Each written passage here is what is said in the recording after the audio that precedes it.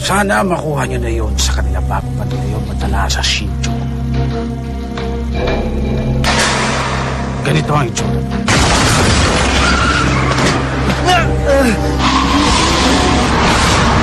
Ano ka mo? Mahirap sila kasanin! Kasama nila sa akaba ni Kurodo. Nakilala bilang Dr. John. Napakalupit na at wala siyang sinasagot kaya magpilat kayong dalawa sa tao.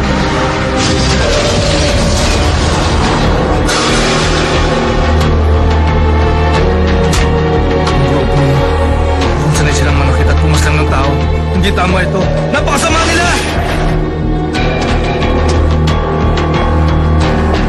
Istorbo kayo sa amin. Kaya dapat namin kayong tapusin.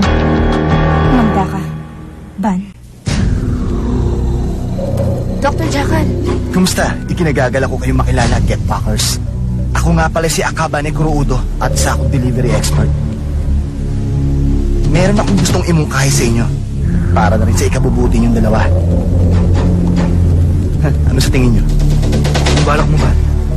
Simple lang naman ang gusto kong mangyari. At kung makikinig kayo sa akin, wala tayong magiging problema. Ang gusto ko lang naman ay umatras na kayo at bumalik sa pinanggalingan niyo. Huwag na huwag niyo na kaming guluhin pa. Sa madaling salita, kalimutan niyo na ang bisyo niyo sa pagbawi sa mga dala namin. At kung mahal niyo pa ang buhay niyo, sasangayon kayo sa inyo.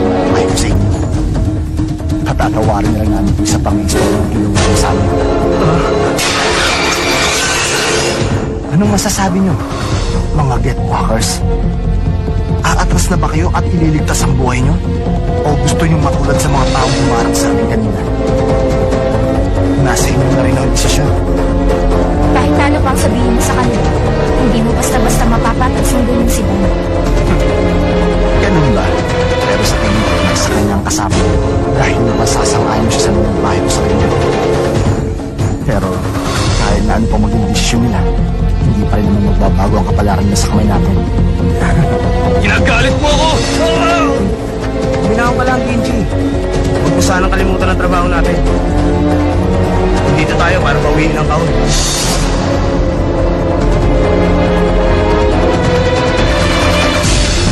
Naghihintay ako. Binibigyan ko pa kayo ng mga segundo para mag-desisyon sa inyong kahit ko. Ano pa bang hinihintay niyo? Meron pa kayo ng mga segundo para umatras at iligtas ang buhay niyo. Isa, Kami aatras. dalawa, Sa tingin ko, hindi na rin makapaghintay ang taong ito na makapaglaban sa ating dalawa. tatlo.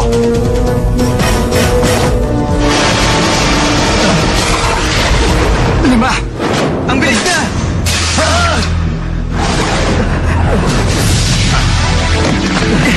Ban, ako nang bahala sa lalaki ito. Kunin mo na lang ang kahon. Ngayon na! Sige, alam kong kayang-kaya mo siya, Genji. Sigurado ka ba nalalabanan mo kung isa ka lang? Kung ganun, ihanda mo lang sarili mo dahil hindi mo ko kaya. Ano? Ang laban natin ito ang magiging katapusan mo. Ganun. Wala naman ako nakikitang sandata sa kanya pero... Pakiramdam ko hiniwa niya ako ng kutsilyo. Kahit pa paano ito magiging masaya ng laban. Pero kahit anong gawin, hindi mo matatalo. Si Jackal pa lang mahirap ng kalaban. Tapos nandito pa si Himiko. Pagkakuha ko ng kahon, aalis na kami. Bingo!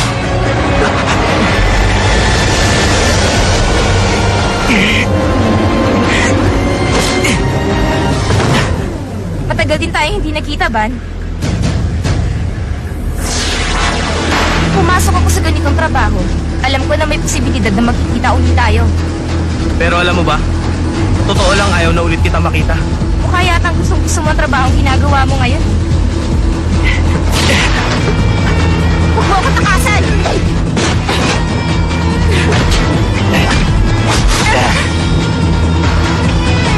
Mabagal ka. Sorry na. May guwangkas pa siya. Mahirapan akong kuryentin siya.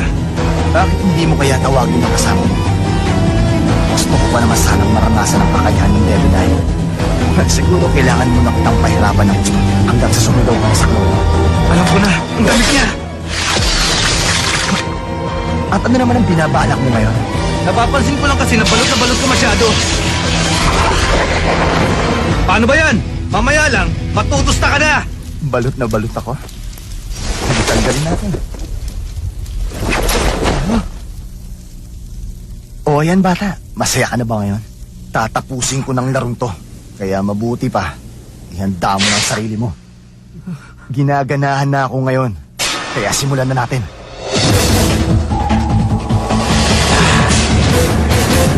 Huwag ka nang lumaban. Ang clean powder na yan, kapag naamoy ko yan, alam ko masusunog ang katawan ko mula sa loob. Bulok na yan, teknik mo na yan, kabisado ko na yan. Hindi papunta sa akin ang direksyon ng hangin, kaya hindi ako maapektuhan ng pabango mong yan. Kaya pwede bang ibigay mo na sa akin ang kahon? Ito? Napakabigat talaga ng kamay mo. Yan ang snake bite, hindi ba? Yan din ang ginamit ko sa pagpatay mo sa kapatid ko. At hindi ko yung makakalimutan. At ito rin ang gagawin ko sa'yo. Maguruma! Nakita mo na ang kakayahan ng Mr. Racer!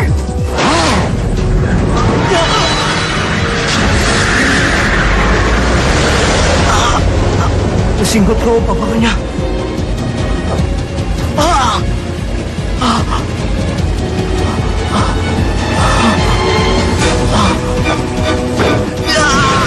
Isa akong professional.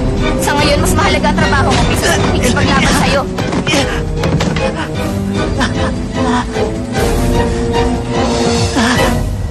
Kenji! Umilag ka! Parating na ang truck! Ano pa bang hinihintay mo? Masasagasahan ka ng truck kapag hindi ka gumalaw dyan. Ang gagawin ko ngayon?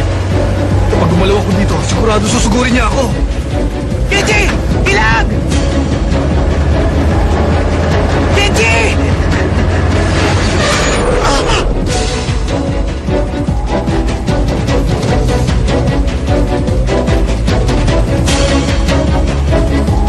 Kenji! Saka lang, huwag kang magkakamaling lumapit sa amin.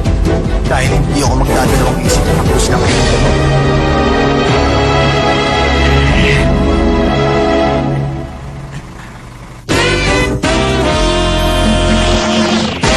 Takbong gawin sa amin! Kapag gumalaw ka dyan, mamamatay ang kaibigan mo.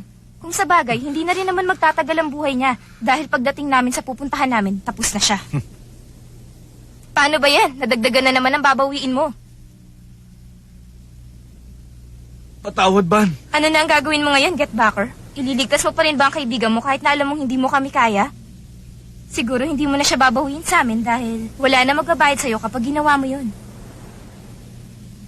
Tama na yan. Umalis na tayo dito, Himiko. Dahil siguradong kayo na pa tayo hinihintay ng kliyente natin.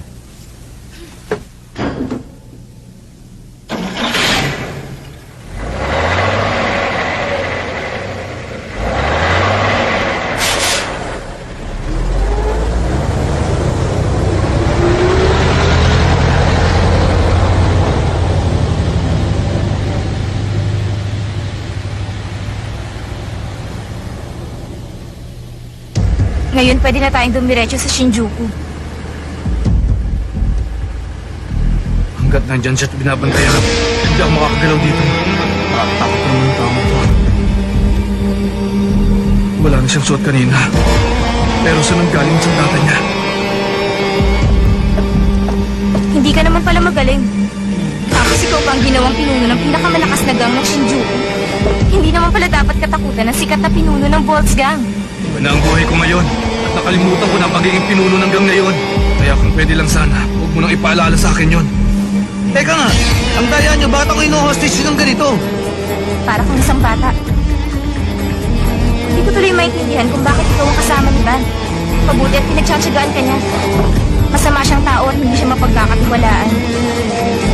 Tigil mo na ang pagsasabi ng masama tungkol kay Van. Hindi ko alam kung anong problema niyo at kung bakit galit ka sa kanya. Pero sa pagkakakilala ko sa kanya, hindi siya masama. Nakakaawa ka. Mukhang hindi mo pa talaga alam kung anong totoong ugali niya. Pero sa tingin ko, sa ating dalawa, ikaw ang mas nakakaawa, Miss Himiko. Ano ibig mo sabihin? Nakikita ko sa mga mata mo. Masasabi kong kaya ka ganyan dahil dumaranas ka ngayon ng napakatinding kalungkutan. Ganyan ang mga mata ng taong pinagtaksilan at ayaw na magtiwala sa ibang tao. Alam kong ganyan ang mga mata mo. Alam ko ang nararamdaman mo. Dahil ganyan din ako dati.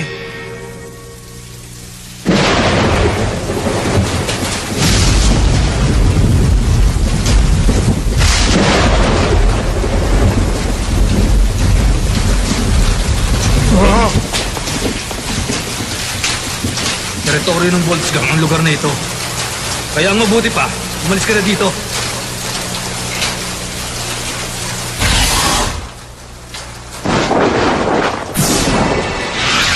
Umalis ka na kung gusto mong pang mabuhay.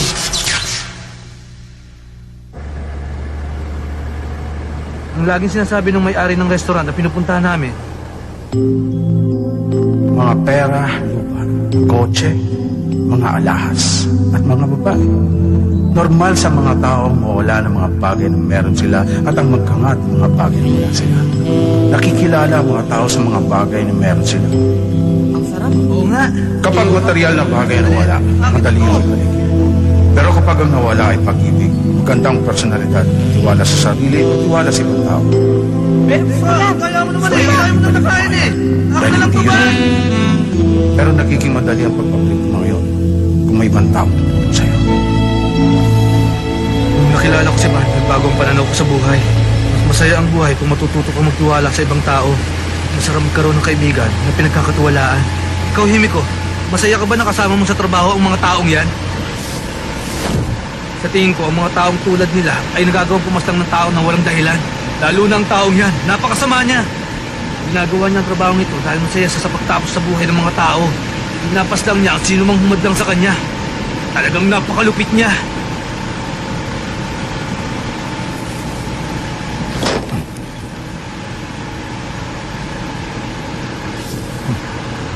Maraming salamat sa kadaldalan mo.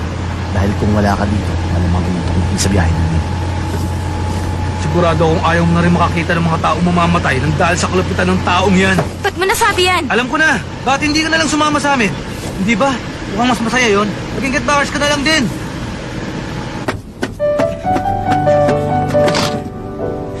Nakuha ko na!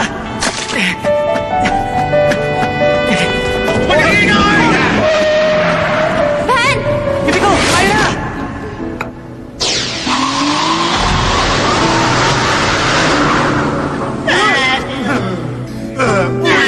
Kasi ang tagal mo tumakbo!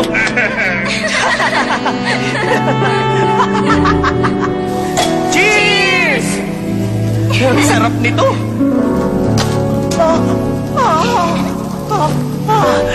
Himiko! Yan!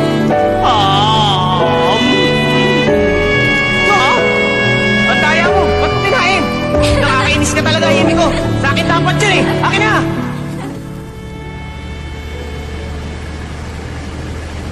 Sigurado magiging masaya si Van pag sumama ka sa amin. Huwag ka nang magalit sa kanya. Alam mo ba nag-aalala siya sa'yo? Sandali lang. Naiirita na ako sa'yo dahil sa kadaldalan mo. Sasabi mo yan dahil wala kang nalalaman. Hindi mo pa talaga kilala ang totoong ugali ni Van. Alam mo ba ang ginawa niya? Pinatay niya ang kapatid ko at hindi ko siya mapapatawad. Mapagkakatiwala ang kaibigan? Pinapatawa mo ba ako? Isa siyang taksil na kaibigan. Hindi ka dapat naniniwala sa mga sinasabi niya sa'yo dahil isa siyang sinungaling.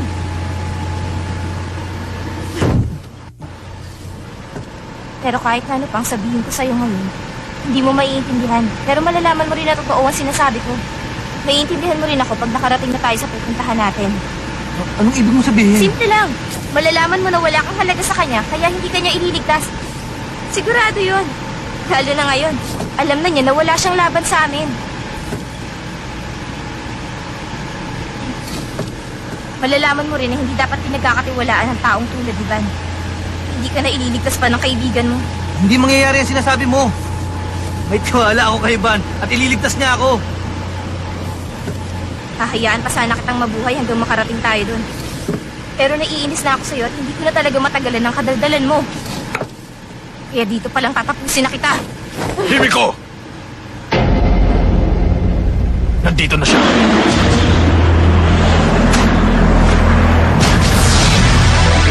Mukhang tama si Kuya. Ligtas nga siya ng kaibigan. Ang kukulit niyo eh. Sa tingin ko mukhang magiging masaya yata to. Ay! Inji! Buhay ka pa ba dyan? Oo, Van. Ito ako at buhay pa. Mabuti naman po ganon. Kukunin ko muna yung kaon, tapos babalikan kita dyan, best friend. Basta mag-ingat ka dyan, ha? Sinabi mo eh. Good luck na lang sa'yo. Kaya-kaya ko na to. Teka nga, asan yung mga kumuha sa'yo?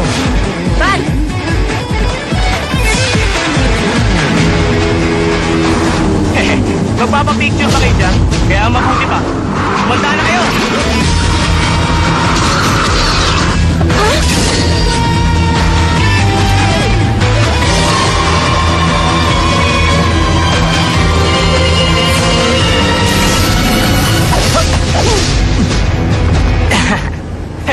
Akala ko ba magaling kayo? Hanggat wala ang kalaban mo sa direksyon ng hangin, baliwala ang laso ng pabango mo. Hindi ba ilang beses ko na sinabi sa'yo? Flame powder!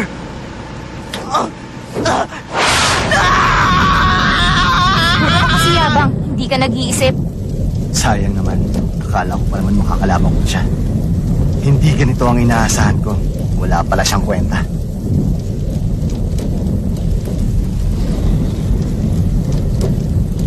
Bakit? Ano ba inaasahan nyo?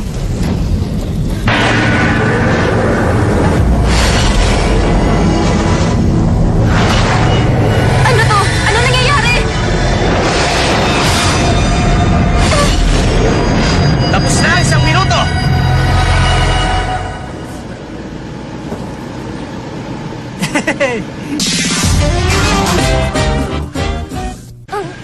Devil Eye.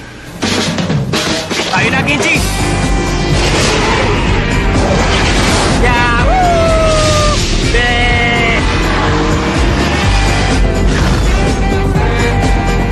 Ayos! Buwakining! Ito na ang kahon! O, paano? Paalam na sa inyo! Magkita-kita na lang tayo ulit sa susunod nating misyon! Hindi ko! Isipan mo sinasabi sa'yo na sumama ka na lang sa amin at pakinggan Packard! Ano? Ipita mo sa maging get backer? Bakit hindi? Yun naman siya, hindi ba? Kahit na hindi mo aminin sa akin, alam ko na nag-aalala ka pa rin sa kanya. Kaya mabuti pa ba, makipagbati ka na kay Himiko. Ano? Makipagbate?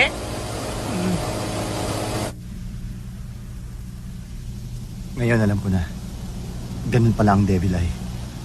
Sa totoo lang, nagustuhan ko ang panaginip na pinakita niya sa akin. Nangyari to dahil hindi tayo naging maingat. Sa totoo lang, hindi ko inasahan na darating pa siya para iligtas ang kaibigan niya. Pero mabuti na rin na ginamit niya sa atin kagad ang Devil Eye niya. Bakit mo naman nasabi yan?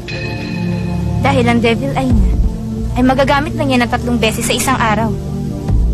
At sa loob ng 24 oras, hindi na niya uli pwedeng gamitin ang Devil Eye sa taong nagamitan na niya nito. Dahil kapag ginawa niya yon, pwede niya yung ikamatay. Sinabi niya yun sa akin dati. Kaya ngayon, sigurado akong wala na siyang laban sa atin. Kaya tayo na, sundan na natin sila. Gawin mo ang lahat na makakaya mo para maabutan natin sila. Maasahan ka ba namin, Mr. Racer? Sige, ako nang bahala. Sundan natin sila at bawiin natin ang kahon. Kung yun na magpapasaya sa'yo. Ano?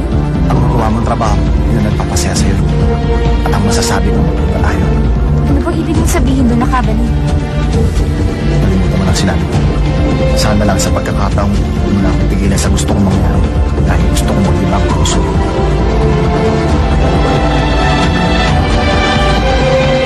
Tayo na. Huwag natin patagalin to. Hindi na natin kung anong nararapat sa kanila.